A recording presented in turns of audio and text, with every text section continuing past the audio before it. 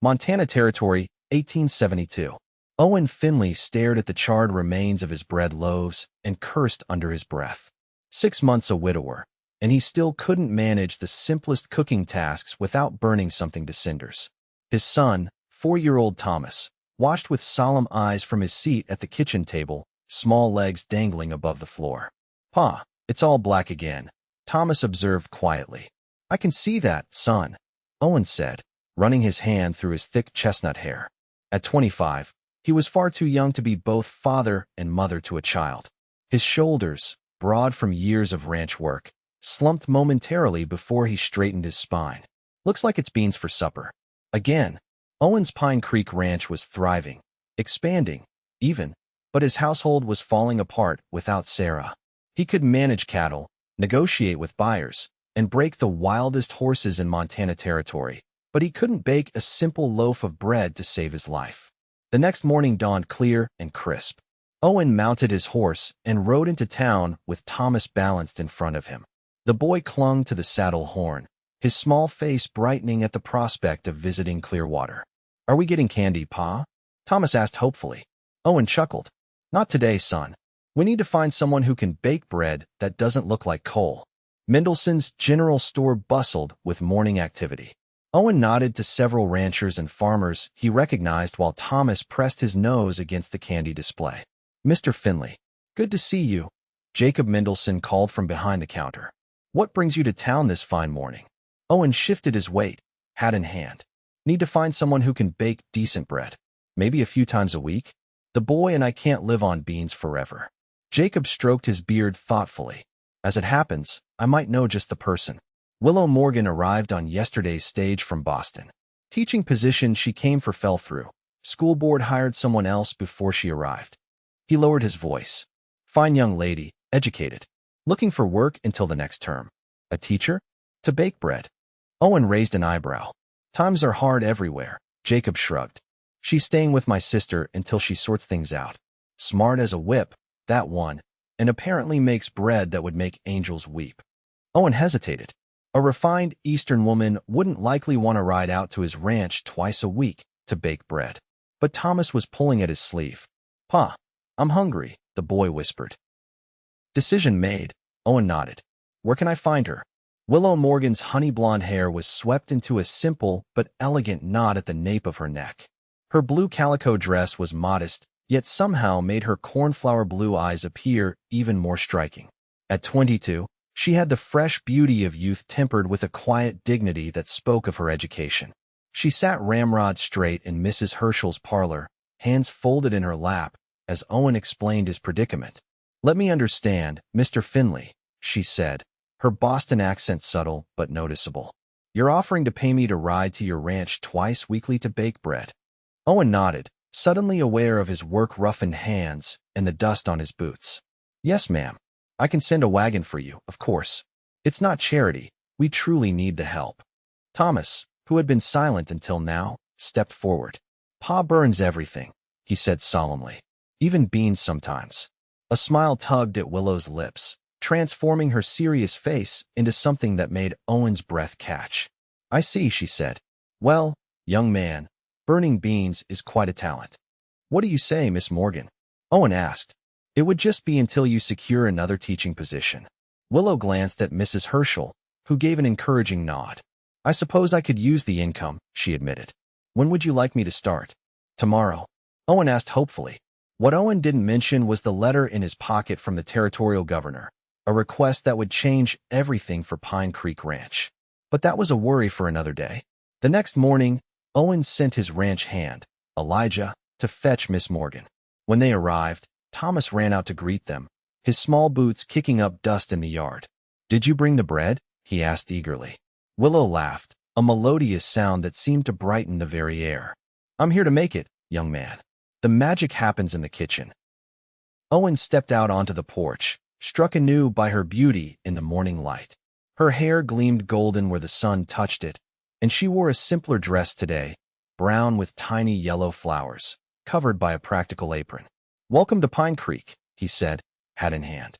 "I hope the ride wasn't too uncomfortable." "It was lovely," she replied, taking in the sprawling ranch house and distant mountains. Your land is beautiful, Mr. Finlay. Owen showed her to the kitchen, a large room with a cast iron stove and wide wooden work table. Everything you might need should be here. If not, just ask. Willow assessed the space with a professional eye.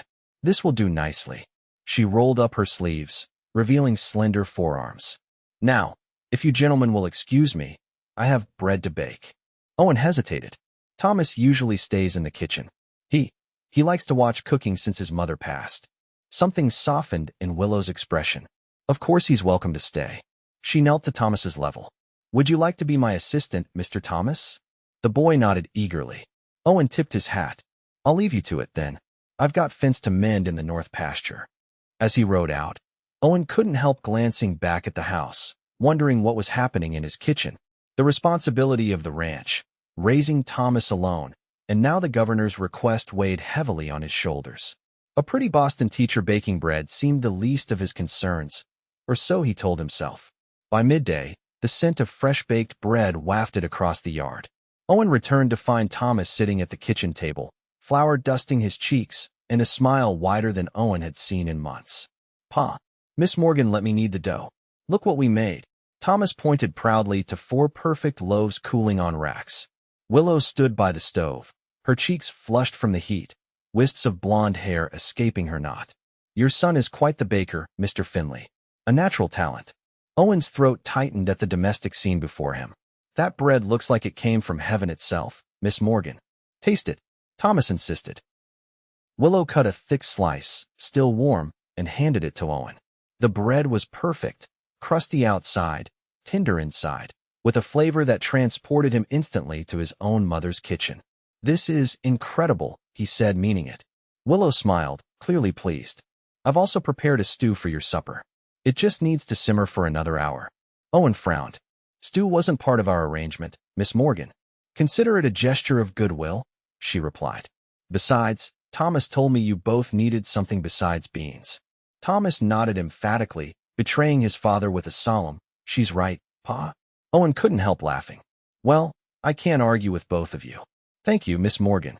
As he prepared to drive her back to town, Owen found himself lingering in the doorway, watching as Willow helped Thomas wash the flour from his hands. There was something both capable and tender about her, qualities he hadn't realized he'd been missing. Miss Morgan, he said suddenly, would it be too much trouble if you came 3 times a week instead of 2? I'd adjust your pay accordingly. Something flickered in her eyes. Surprise, perhaps, or pleasure. I believe that would be acceptable, Mr. Finlay.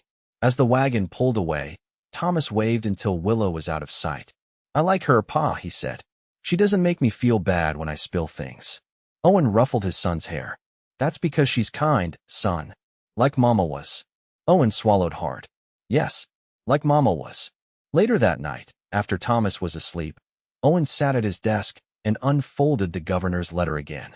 The territory was expanding rapidly, and the governor wanted Owen to supply beef for 3 new military outposts, a contract that would double his herd and profits, but require him to be away for weeks at a time securing new breeding stock. How could he leave Thomas alone? The boy had already lost his mother. Owen rubbed his temples, the sweet taste of Willow's bread still lingering in his memory. 3 weeks passed, and Willow's visits became the highlight of both Thomas's and Owen's days. The kitchen, once a place of frustration, now filled with warmth and laughter. Thomas blossomed under her patient instruction, proudly learning to shape dinner rolls and mix simple batters. On a Thursday afternoon, Owen returned early from checking cattle to find Willow sitting on the porch with Thomas, a book open between them. And so the brave knight rescued the princess, she read, her voice animated. But little did he know that she had already devised her own escape plan. Thomas leaned against her side, completely entranced. Owen paused, not wanting to interrupt the moment. Willow's profile against the setting sun made his heart beat faster, a reaction he wasn't prepared for. Pa. Thomas spotted him and waved. Miss Morgan is teaching me to read big words. Owen approached, removing his hat. Is that so? I thought today was baking day. The bread's done, Thomas announced proudly. We made extra because Miss Morgan said tomorrow's your birthday, and we need to celebrate, Willow supplied with a smile. I hope you don't mind the liberty, Mr. Finlay. Thomas mentioned the date. Owen couldn't remember the last time anyone had celebrated his birthday. Not at all. That's mighty thoughtful of you both. As Willow gathered her things to leave, a distant rumble of thunder sounded. Owen glanced at the darkening sky with concern. Storm's coming in faster than I thought, he said. Miss Morgan, I don't think it's safe for you to return to town tonight. Willow hesitated, clearly conflicted. I wouldn't want to impose. A brilliant flash of lightning followed by an immediate crack of thunder decided the matter. Fat raindrops began pelting the dusty yard. You'll stay in Sarah's sewing room, Owen said firmly. It has a proper bed and a door that closes. No argument. I won't have you risking pneumonia on my account. That night, after a simple but delicious supper of stew and fresh bread, Owen found himself sitting across from Willow at the kitchen table. Thomas had been put to bed, and the storm continued to rage outside, rain lashing against the windows. More coffee, he offered. Willow nodded, extending her cup. Thank you. This is very kind of you, Mr. Finlay. Owen, he said suddenly. Please, call me Owen. Mr. Finlay makes me feel like my father. A smile touched her lips. Owen then. And I'm Willow. Something shifted between them. A formality dropped, a distance narrowed. Owen found himself telling her about the ranch, his dreams for its future, and finally, about the governor's contract. It's an incredible opportunity, Willow said, her eyes bright with understanding. But you're worried about Thomas. Owen nodded, surprised at how easily she had grasped his dilemma. I can't leave him for weeks at a time. He's already lost so much. Willow was quiet for a moment, her fingers tracing the rim of her cup. What if I stayed with him while you were gone? I could move into the ranch temporarily, continue his reading lessons, and ensure he's well cared for. Owen stared at her, hope and something deeper stirring in his chest. You do that? Of course, she said simply. Thomas is a wonderful child. And truthfully, I've grown quite fond of Pine Creek. The way she said it, eyes lowered, a faint blush coloring her cheeks, made Owen wonder if Pine Creek was all she'd grown fond of. It wouldn't be proper, he said reluctantly. A single woman staying alone with a widower. Mrs. Herschel could chaperone, Willow suggested. She's mentioned wanting to visit her niece's new baby in Helena. She could stop here first and stay until you return. The solution was so perfect, so simple, that Owen laughed with relief. Willow Morgan, you may have just saved Pine Creek Ranch. Her smile in response was like sunrise breaking over the mountains. The next morning, Owen woke to the smell of coffee and the sound of laughter. He found Thomas helping Willow prepare breakfast, the boy standing on a chair to reach the table where they were mixing batter for flapjacks. Happy birthday, Pop, Thomas shouted, nearly appending the bowl in his excitement. Owen caught the boy as he launched himself off the chair. Thank you, son. Willow wore the same dress as yesterday, but had somehow managed to look as fresh and lovely as always. Good morning, Owen, she said, his name sounding different in her voice, special somehow. I hope you don't mind us commandeering your kitchen. Mind. This is the best birthday morning I can remember. After breakfast, the storm having passed, Owen drove Willow back to town to make arrangements with Mrs. Herschel. Thomas insisted on coming along, chattering the entire journey about all the things he would show Miss Willow when she came to stay. In town, while Willow spoke with Mrs. Herschel, Owen found himself drawn to the jeweler's window. A small silver ring with a blue stone caught his eye, the same color as Willow's eyes. The thought startled him. He was just grateful for her help with Thomas, wasn't he? It wasn't as if he was falling in love. But as he watched her emerge from Mrs. Herschel's house, sunlight catching in her golden hair, a truth he'd been avoiding settled firmly in his heart. This woman, with her gentle ways and quiet strength, had awakened feelings he thought had died with Sarah. 2 days later, Willow moved temporarily to Pine Creek Ranch, properly chaperoned by Mrs. Herschel. Owen departed for Wyoming to secure new breeding stock, leaving with the strange sensation that he was riding away from home rather than toward a business opportunity. Take care of each other, he told Thomas and Willow at their goodbye. Thomas nodded solemnly. I'll protect Miss Willow, Pa. Willow's eyes shimmered with unspoken emotion. Safe travels, Owen. The 3 weeks he was gone stretched endlessly. Owen completed his business efficiently, securing excellent cattle at fair prices and finalizing the governor's contract. But each night, as he lay beneath the vast Wyoming sky, his thoughts returned to Pine Creek, to Thomas's laughter and Willow's smile. He wrote letters, something he'd never been in the habit of doing, describing the journey and asking about life at the ranch. Willow's replies, read by campfire light, became his most treasured possessions. Thomas has learned 20 new words this week, she wrote. He helps me bake every day and insists we save the best loaves for your return. Yesterday, he showed me the creek where you taught him to fish. We caught nothing but enjoyed the sunshine. Another letter made his heart race. I find myself watching the road each afternoon, foolishly hoping to see you riding home early. Pine Creek has become dear to me in ways I never expected. Perhaps it is the mountains or the clean air. Perhaps it is something else entirely.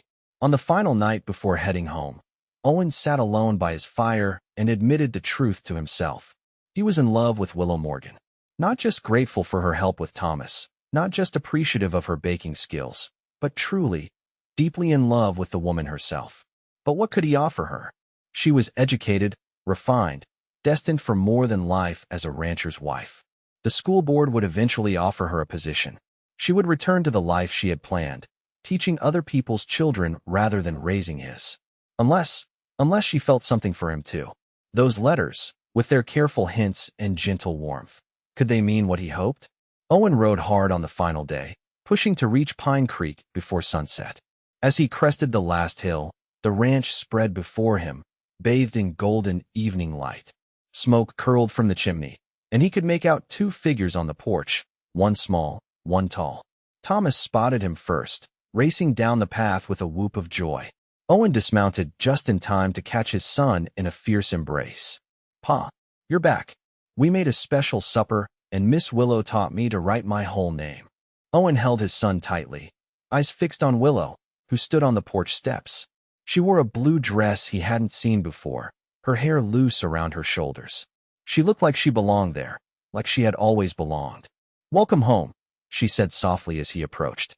Something in her expression, hope mingled with uncertainty, gave him courage. "It's good to be home," he replied, meaning far more than the words conveyed. That evening, after Thomas had been tucked into bed with extra stories to make up for the weeks apart, Owen and Willow sat on the porch. Mrs. Herschel had tactfully retired early, leaving them alone beneath a canopy of stars. "The ranch looks better than when I left," Owen observed. "You've worked miracles." Willow smiled. "Hardly miracles. Just some curtains in the parlor and flowers on the table." "It's more than that." He turned to face her fully.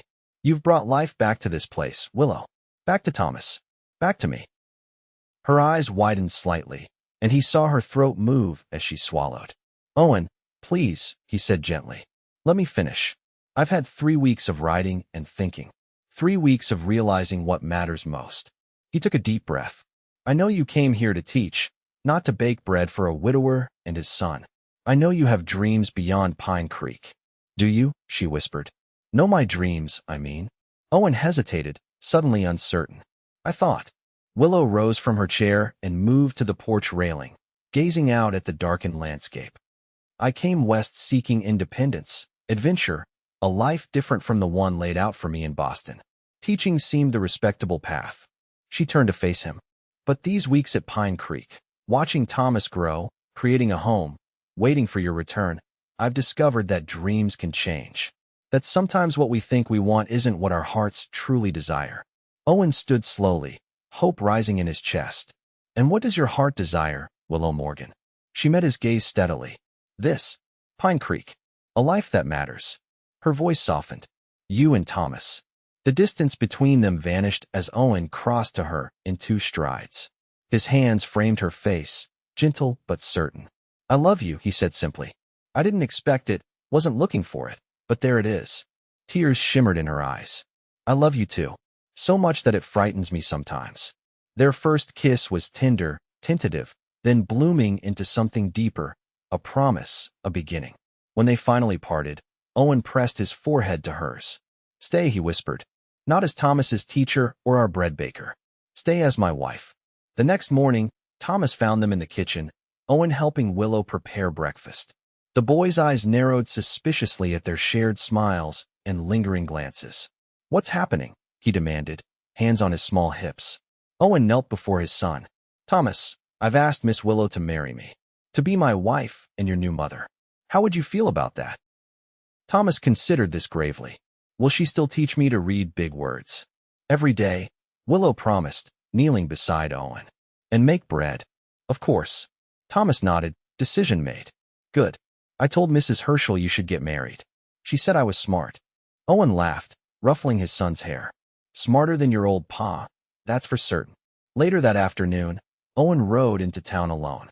His first stop was the jeweler's, where the blue-stoned ring still waited in the window. His second was the church, to speak with Reverend Clark about a wedding date. As he rode back to Pine Creek, the small ring box secure in his pocket, Owen reflected on the strange, wonderful journey that had brought him here. He had hired Willow Morgan to bake bread, a simple transaction born of necessity. Instead, her kindness to his son, and to him, had transformed his life completely.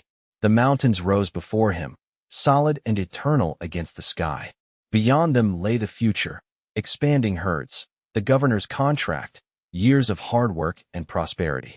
But within his sights stood the ranch house, where Willow and Thomas waited. Were homeless. Owen touched his pocket, feeling the small box within.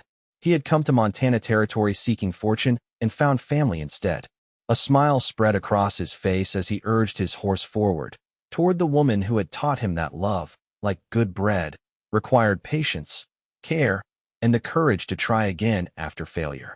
Some might call it luck, finding love when he least expected it.